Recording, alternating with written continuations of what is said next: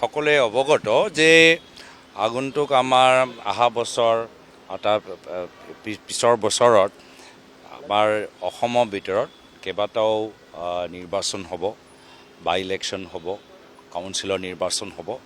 সদ্যহতে আমি কেনেদৰে আগবাঢ়ি গ'লে ভাল, যিহেতু অলপ দিন আগতে আমাৰ দলৰ নেতৃত্ব অসমৰ প্ৰতিখন জিলালৈ গৈ তেওঁলোকে চাই আহিছে যে আগন্তুক দিনত দলটোক শক্তিশালী কৰিবলৈ হ'লে, ৰাইজৰ বিষয়বোৰ মাতিবলৈ হ'লে কেনেদৰে আমাক আগবাঢ়িব লাগে, গোটেইখিনি পৰামৰ্শ তেওঁলোকে আমাৰ কৰ্মীখিনিৰ পৰা লৈ আনিছে।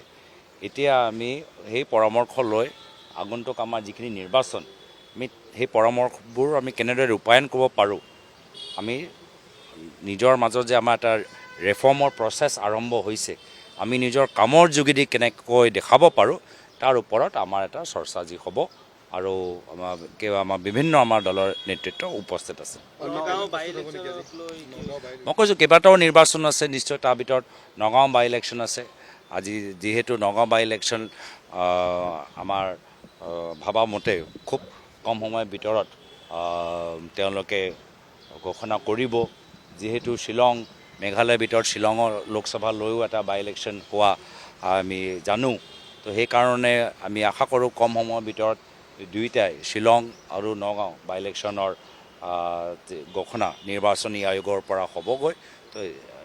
তো তাৰ ওপৰতো আমি কথাখিনি পাতিম।